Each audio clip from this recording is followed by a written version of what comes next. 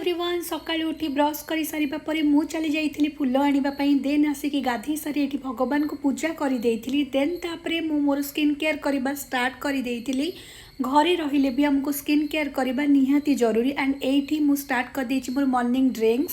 Drinks रे थिला chia seeds and warm cumin water then drinks करी सारिबा परे मु एठी स्टार्ट कर देछि मोर ब्रेकफास्ट एंड ब्रेकफास्ट रे आज अछि चकुली एंड आलू कसा। ब्रेकफास्ट करी सारिबा परे मु बाहरी जाइथिली पार्लर को मते थ्रेडिंग करिबार थिला देन आसिके लंच प्रिपरेशन करी देइथिली एंड लंच रे किछि एमती ही थिला एंड किछि टाइम रेस्ट करी सारिबा परे मु चाइथिली टिके वॉक करिबा पई। मते एक्चुअली फील होता कि मोर वेट गेन हो जाइए तो से वॉक करवा स्टार्ट करने सहित मोर ड्रिंक्स रे ऐड कर देती black coffee and green tea पी सारिबा परे मु केबे भी ग्रीन टी को फोपाड़ी न थाए। एटा एक्चुअली मो स्किन केयर पे रेडी कर दे थाए। एथिरे मु किछि मात्रा हनी ऐड करके फेस पैक प्रस्तुत कर देइथिली एंड फेस रे लगेबा परे किछि टाइम पर फेस को क्लीन कर देइथिली एंड डिनर कर सारिबा परे मु एठी स्टार्ट कर देइथिली मोर स्किन केयर। एक्चुअली मु डिनर क्लिप नहीं पारि नथिली घरे थिले भी स्किन केयर करबा बिल्कुल भी मिस करेंगे एंड आज दिन टी किछि एमती ही थिला and thanks for watching bye bye.